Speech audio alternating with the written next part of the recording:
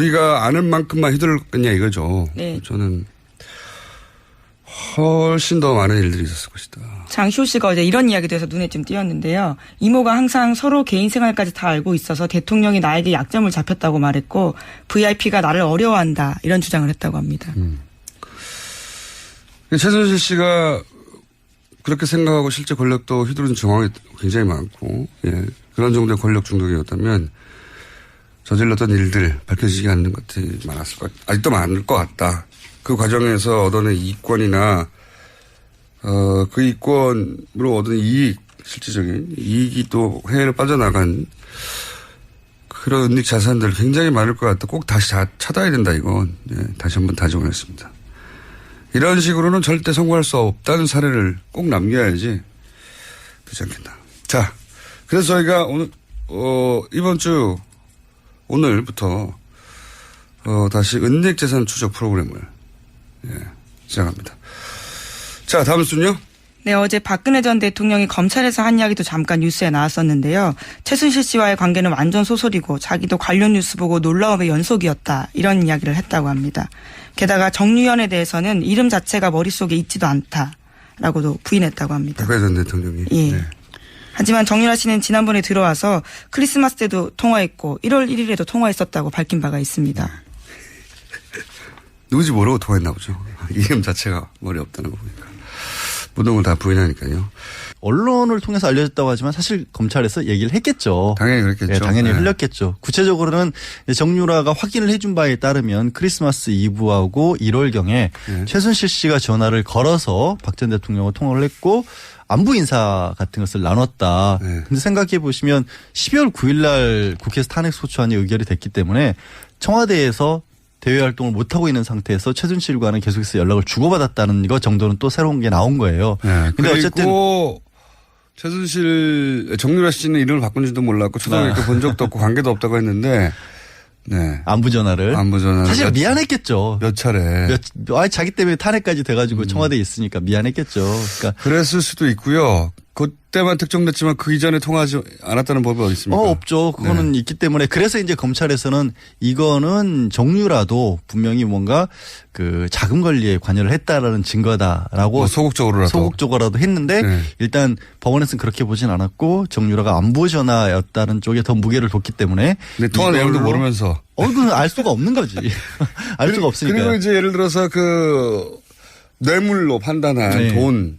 그 중에서 약 2억 9천 3억 가량 좀 못 미치게는 직접 받아 썼다는 거 아닙니까? 그러니까 뭐 횡령을 해서 쓴 것도 있고 비대기에 넘어간 것을 급여 명목으로 받은 것도 있고 그런데 그것도 소극적으로 그냥 받아 쓴 것일 뿐이지 정유라가 직접적으로 관여를 하진 않았다는 쪽에 변호인의 주장이 더 먹혀 들어간 것으로 보이고요.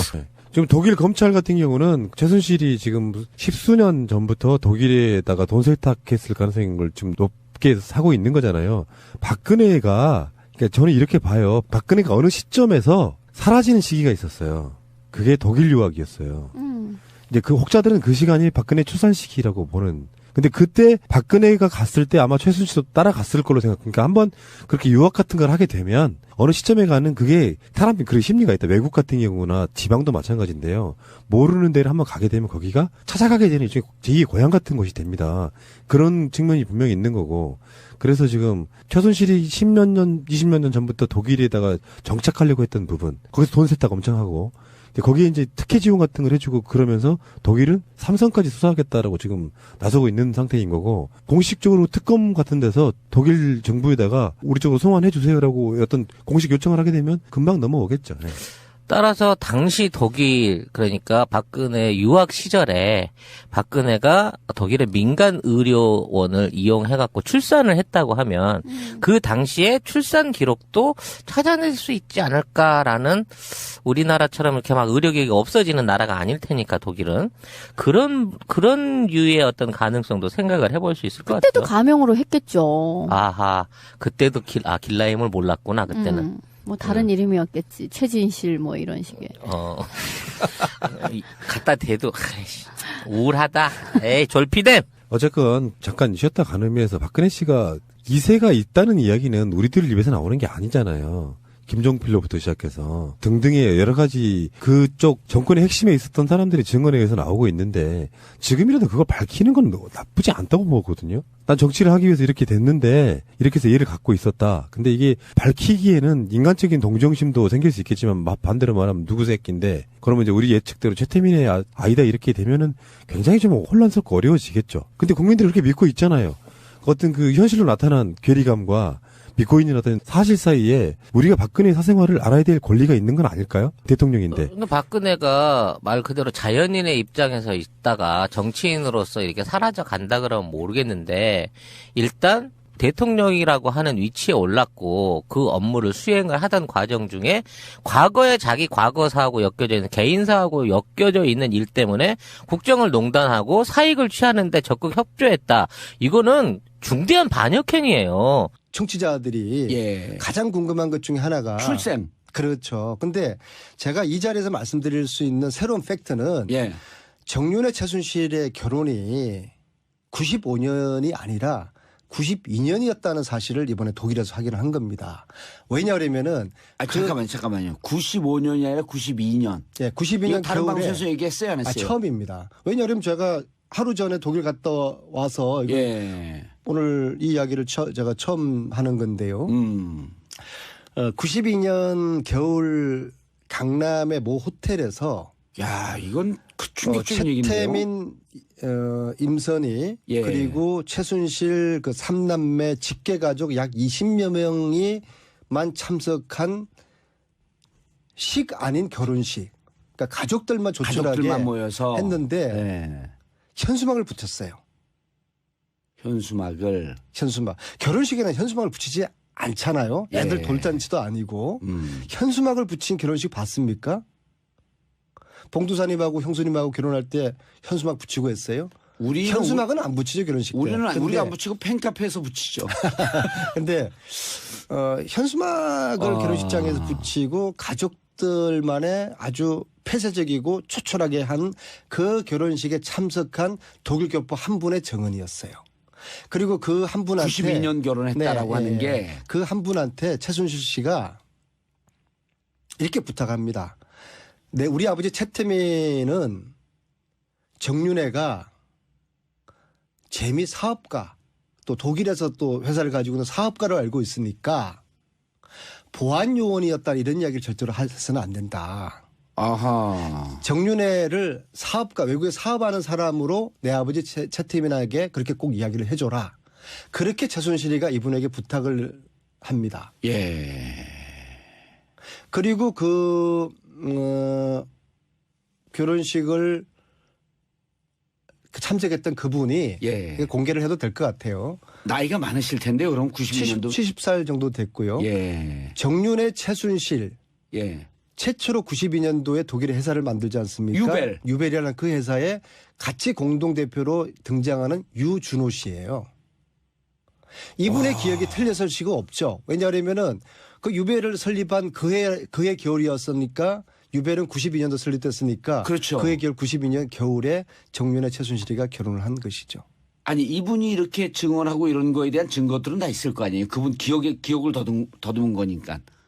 유준호 씨가 이렇게 발언한 걸 예를 들어서 나중에라도 92년 결혼 제가 얘기했습니다라고 하는 뭔가가 있지 않고서 우리 안 의원님이 얘기하지 않을 거 아니에요. 그 자리에 주진호도 있었고 안홍구도 있었고 노승일도 있었기 때문에 알아들었습니다. 또 다들 선수들이지 않습니까? 예. 네. 오늘 밝히신 내용은 이제 취재원이 유준호 씨라고 하는 취재원이 확실한 거예요. 네, 그럼요. 그분이 직접 얘기하셨으니 그리고 그분은 정윤회 최순실의 독일 첫 회사 유벨을 함께 세웠던 분. 그렇죠. 자, 근데 이제 저는 거기서 근데 92년 출생의 의미가 뭐죠? 왜 96년으로 자, 그러면은 92년도에 결혼식을 했는데 예. 왜 결혼식을 95년도에 했을까? 얘기하세요. 말지 우리를 이렇게 그리고- 낚지 말고 계속 얘기하세요. 그리고 정유라의 96년 호적 신고 이런 좀 퍼즐들이 좀 새롭게 좀 맞춰지는 게 아니, 판이 있는데요. 완전히 뒤집히는 건데 이렇게 그렇죠. 되면. 네, 그렇죠. 역시 봉도사님이시네요. 예. 네, 그래서 두 사람의 결혼을 95년에 한 걸로 봤을 때 정유라하고 예. 92년도에 결혼을 했을 때 정유라하고는 이게 상당히 이 퍼즐 자체가 틀려지게 되는 것이거든요. 이를테면 92년도에 실제 결혼했다고 한다면 정유라 출생은 개연성이 93년서부터 가능해지는 거 아니에요? 자, 이제 그 다음 상상은 예. 우리 똑똑한 우리 국민들에게 또 이 방송을 들으시는 우리 주부 청취자들이 한번 퍼즐을 맞추는 걸로 한번 좀 여백으로 좀 남겨두죠. 구체적으로는 정유라가 확인을 해준 바에 따르면 크리스마스 이브하고 1월경에 최순실 씨가 전화를 걸어서 박 전 대통령과 통화를 했고 안부 인사 같은 것을 나눴다. 근데 생각해 보시면 12월 9일 날 국회에서 탄핵소추안이 의결이 됐기 때문에 청와대에서 대외 활동을 못하고 있는 상태에서 최순실과는 계속해서 연락을 주고받았다는 것 정도는 또 새로운 게 나온 거예요. 근데 어쨌든 최순실 정유라 씨는 이름을 바꾼지도 몰랐고 초등학교 본 적도 없고 관계도 없다고 했는데 안부 전화를 사실 미안했겠죠. 몇 차례. 자기 때문에 탄핵까지 돼가지고 청와대에 있으니까 미안했겠죠. 그러니까 그랬을 수도 있고요. 그때만 특정됐지만 그 이전에 통화하지 않았다는 법이 어디 있습니까? 없죠. 그거는 있기 때문에 그래서 이제 검찰에서는 이거는 정유라도 분명히 뭔가 그 자금 관리에 관여를 했다라는 증거다라고 소극적으로라도 했는데 일단 법원에서는 그렇게 보진 않았고 정유라가 안부 전화였다는 쪽에 더 무게를 뒀기 때문에 근데 통화 내용도 모르면서 그건 알 수가 없는 거지. 알 수가 없으니까. 그리고 이제 예를 들어서 그 뇌물로 판단한 돈 그 중에서 약 2억 9천 3억 가량 좀 못 미치게는 직접 받아 썼다는 거 아닙니까? 그러니까 뭐 횡령을 해서 쓴 것도 있고 비대기에 넘어간 것을 급여 명목으로 받은 것도 있고 그런데 그것도 소극적으로 그냥 받아 쓴 것일 뿐이지 정유라가 직접적으로 관여를 하진 않았다는 쪽에 변호인의 주장이 더 먹혀 들어간 것으로 보이고요. 지금 독일 검찰 같은 경우는 최순실이 지금 10수년 전부터 독일에다가 돈 세탁했을 가능성을 지금 높게 사고 있는 거잖아요. 박근혜가 그러니까 저는 이렇게 봐요. 박근혜가 어느 시점에서 사라지는 시기가 있었어요. 그게 독일 유학이었죠. 현수막을 붙인 결혼식 봤습니까? 봉두사님하고 형수님하고 결혼할 때 현수막 붙이고 했어요? 현수막은 안 붙이죠, 결혼식 때. 우리가 안 붙이고 팬카페에서 붙이죠. 근데 현수막을 결혼식장에서 붙이고 가족들만의 아주 폐쇄적이고 초촐하게 한 그 결혼식에 참석한 독일 교포 한 분의 정언이었어요. 그리고 그 한 분한테 92년 결혼했다라고 하는 게 그 한 분한테 최순실 씨가 이렇게 부탁합니다.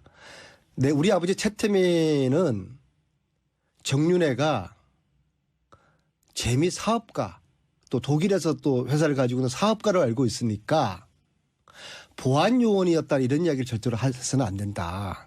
아하. 정윤회를 사업가 외국에 사업하는 사람으로 내 아버지 최태민에게 그렇게 꼭 이야기를 해줘라. 그렇게 최순실이가 이분에게 부탁을 합니다. 예. 그리고 그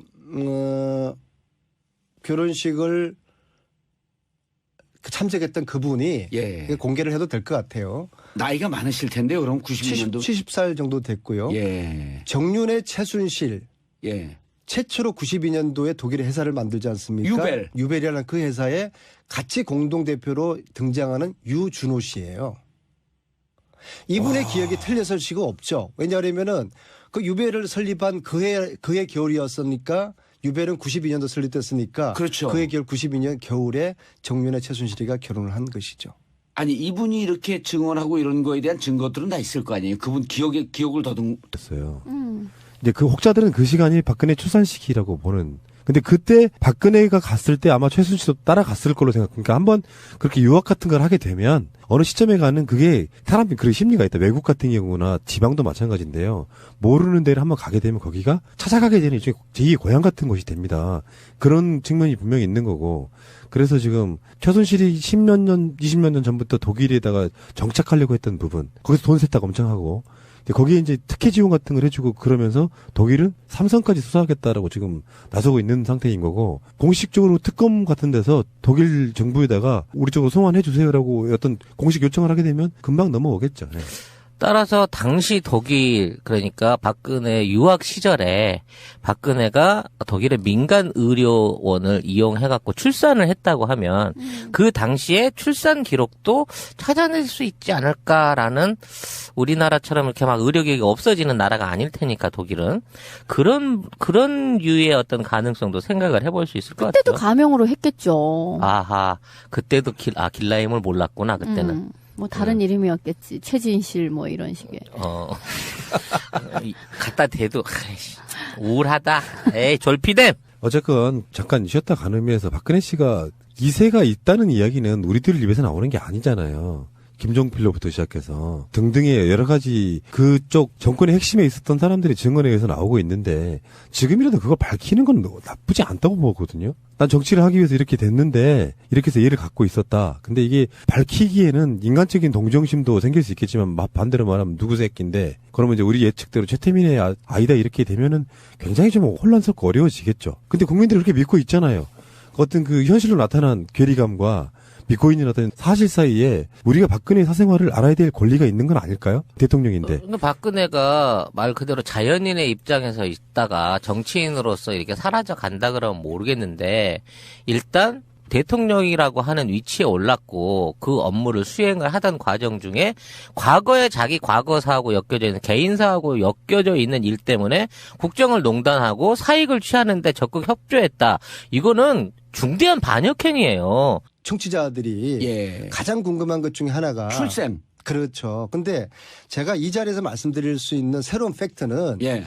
정윤회 최순실의 결혼이 95년이 아니라 92년이었다는 사실을 이번에 독일에서 확인을 한 겁니다. 왜냐하면은 잠깐만요. 95년이 아니라 92년. 예, 92년 다른 겨울에 방송에서 얘기했어요, 안 했어요? 처음입니다. 왜냐하면 제가 하루 전에 독일 갔다 와서 이거 예. 오늘 이 이야기를 제가 처음 하는 건데요. 92년 겨울 강남의 모 호텔에서 야, 이건 충격적인 얘기인데요. 최태민, 임선희 예. 그리고 최순실 그 3남매 직계가족 약 20여 명이만 참석한 식 아닌 결혼식.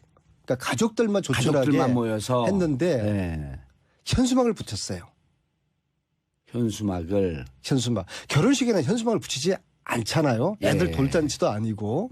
우리가 아는 만큼만 휘둘렀겠냐 이거죠. 네. 저는 훨씬 더 많은 일들이 있었을 것이다. 장시호 씨가 어제 이런 이야기도 해서 눈에 좀 띄었는데요. 이모가 항상 서로 개인 생활까지 다 알고 있어서 대통령이 나에게 약점을 잡혔다고 말했고 VIP가 나를 어려워한다 이런 주장을 했다고 합니다. 최순실 씨가 그렇게 생각하고 실제 권력도 휘두른 정황이 굉장히 많고 예. 그런 정도의 권력 중독이었다면 저질렀던 일들 밝혀지지 않는 것들이 많았을 것 같다. 아직도 많을 것 같다. 그 과정에서 얻어낸 이익권이나 그 이익권으로 얻은 이익 실질적인 이익이 또 해외로 빠져나간 그런 은닉 자산들 굉장히 많을 것 같다. 꼭 다시 찾아야 된다 이건. 예, 다시 한번 다짐했습니다. 이런 식으로는 절대 성공할 수 없다는 사례를 꼭 남겨야지 되지 않겠나. 자, 그래서 저희가 오늘 이번 주 오늘부터 다시 은닉 재산 추적 프로그램을 시작합니다. 자, 다음 순요. 네, 어제 박근혜 전 대통령이 검찰에서 한 이야기도 잠깐 뉴스에 나왔었는데요. 최순실 씨와의 관계는 완전 소설이고 자기도 관련 뉴스 보고 놀라움의 연속이었다. 이런 이야기를 했다고 합니다. 게다가 정유현에 대해서는 이름 자체가 머릿속에 있지도 않다라고도 부인했다고 합니다. 박근혜 전 대통령이. 예. 네. 하지만 정유라 씨는 지난번에 들어와서 크리스마스 때도 통화했고 1월 1일에도 통화했었다고 밝힌 바가 있습니다. 누구지 모르고 통화했나 보죠. 이름 자체가 머리에 없다는 거 보니까. 모든 걸 다 부인하니까요. 언론을 통해서 알려졌다고 하지만 사실 검찰에서 얘기를 했겠죠. 당연히 그랬겠죠. 네, 당연히 네. 흘렸겠죠.